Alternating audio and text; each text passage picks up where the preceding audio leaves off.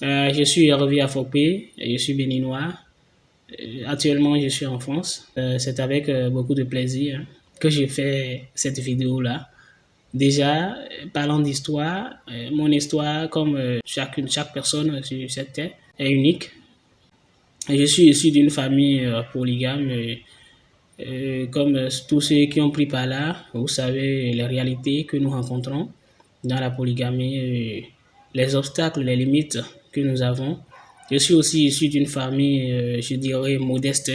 Modeste, nous n'avons pas forcément le pain à la disposition comme cela se doit, mais si vous êtes quelqu'un, un travailleur, vous devez vous en sortir suite à l'éducation que nous avons reçue de nos parents. Ainsi, je dirais, toute personne qui se bat très bien pourra normalement s'en sortir. Alors, je suis quelqu'un, j'incarne l'altruisme, j'incarne aussi la fidélité parce que si je me sens redevable, je ferai le nécessaire quand même pour rendre l'appareil. Ça fait partie de mes valeurs. J'aime aussi la rigueur, la discipline. Je suis déterminé quand j'ai un objectif en tête. Je fais tout pour l'atteindre. Alors, professionnellement parlant, je suis titulaire d'une licence en finance comptabilité et aussi titulaire d'un master en audit et contrôle de gestion. Alors, chers amis, je ne suis pas encore entrepreneur. En 2020, je dirais, avec un ami, nous avons essayé de créer une entreprise au Bénin dans l'agro-business. Il s'agit de l'élevage et de la pisciculture, aussi de la production de tomates. Mais cela n'a pas abouti. Cela n'a pas abouti malheureusement. Ce n'est pas pour autant que nous allons nous décourager. Nous sommes toujours sur des projets. Moi, mon projet personnel que j'envisage de faire d'ici quelques années, c'est de mettre en place un cabinet, pas un cabinet de comptabilité, mais plutôt un cabinet de gestion d'entreprise pour montrer les facettes dans la gestion d'une entreprise, les difficultés, comment les contourner, pour montrer comment permettre à son entreprise d'avoir une performance économique bien sûr, parce que quand on parle d'entreprise, il ne faut pas oublier l'aspect profit, l'aspect bénéfice. C'est très capital pour toute entreprise. Voyager en France faisait partie de mes défis. Il s'agit en question d'un défi parmi tant d'autres. Et là, je viens d'atterrir en France cette semaine. Donc là, ce défi a été relevé. Alors, j'ai connu l'ONG BLFA grâce à sa présidente, je dirais, à sa présidente. C'était même à ses débuts. Donc, nous avons échangé, travaillé un peu en ligne. J'avais adopté cet engagement-là, les valeurs qu'incarnait la présidente et les membres en question de cette ONG au début. Donc, je m'étais aussi engagé. J'ai eu à faire des activités au sein de l'ONG, participer à des projets, participer à des traitements de dossiers pour l'obtention de financement et tant d'autres choses.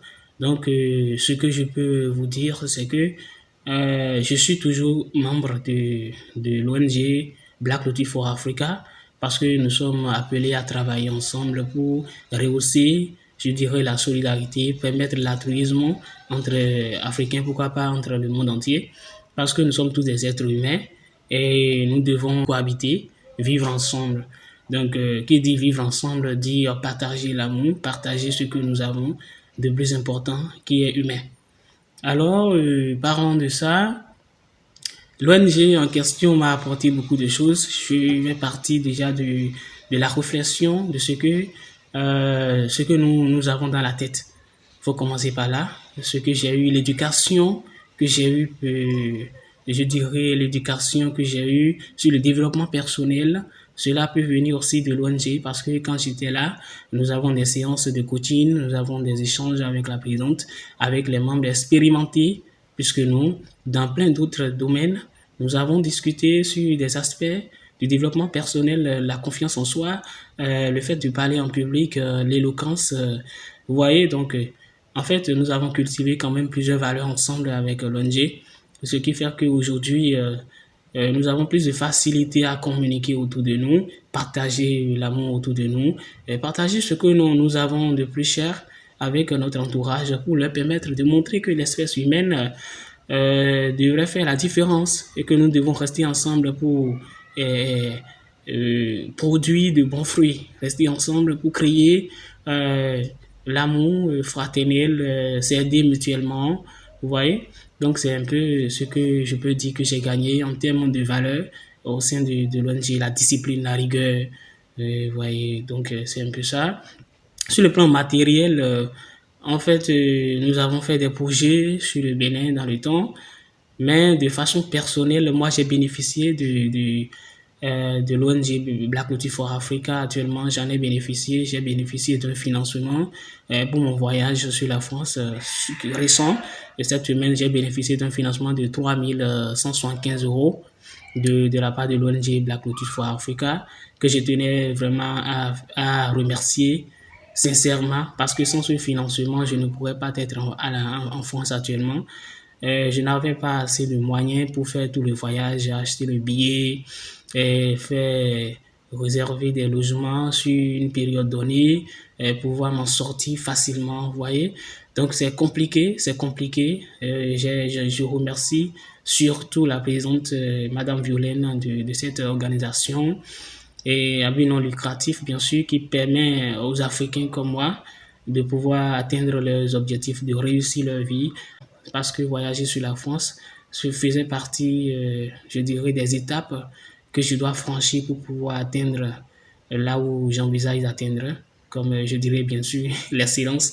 Je peux dire que je m'engage sincèrement à accompagner les membres de l'organisation Black Lotus for Africa à sensibiliser surtout la jeunesse africaine sur le développement de nos habitudes, de nos comportements, le changement déjà d'une personne, de soi-même, de ce que nous sommes, de nos valeurs, de nos comportements. Nous devons changer cela et nous devons être sûrs que notre entourage doit pouvoir compter sur nous. Et nous devons participer aux activités, je veux dire, de façon altruiste. Hein, et nous devons être aimants, nous devons partager l'amour. Nous devons travailler surtout pour la jeunesse et commencer par changer les mentalités de cette jeunesse africaine qui est focalisée sur les gains faciles, parce que ce n'est pas un secret pour quelqu'un.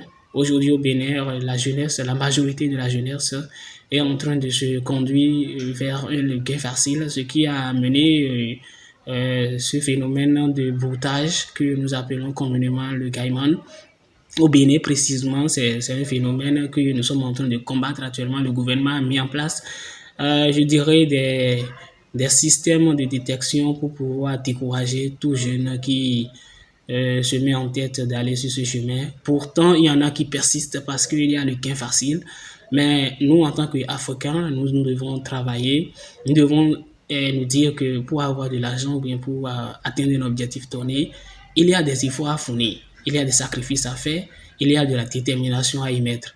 Et pendant une période donnée, il faut un temps pour atteindre cet objectif-là. Il ne faut pas se lever du jour au lendemain et dire que nous devons avoir le résultat escompté. Non, ce n'est pas possible. Donc, je nous invite sincèrement à avoir des objectifs bien tracés, à travailler pour ces objectifs-là. Nous devons travailler pour le développement de l'Afrique. Et nous savons tous que l'Afrique est le berceau de l'humanité, mais nous ne faisons pas preuve de cette humanité-là. Entre-temps, vraiment, nos parents, nos aïeux, ont fait preuve de cette humanité, de cette fraternité, de cette solidarité, mais nous constatons du jour en jour que cette fraternité est en train de disparaître entre Africains et que nous observons des situations qui, ne, qui ternissent du moins l'image de cette fraternité-là en Afrique. Nous appelons l'Afrique à participer à ce développement-là à travers l'altruisme. Nous devons penser à l'industrialisation. Alors les amis, vraiment, comme je le disais, c'est vraiment un plaisir pour moi de faire partie des membres de cette ONG Black Lotus for Africa pour le développement de l'Afrique. Nous devons viser vraiment l'excellence et tout se passe surtout dans la tête, comme on le dit. Et la présidente de cette organisation, tout se passe dans la tête. Tant qu'on y pense, tant qu'on y croit, on y arrivera. Engageons-nous tous en avant pour atteindre le sommet, pour atteindre l'excellence. Je vous aime, je vous aime, je vous aime. Bisous.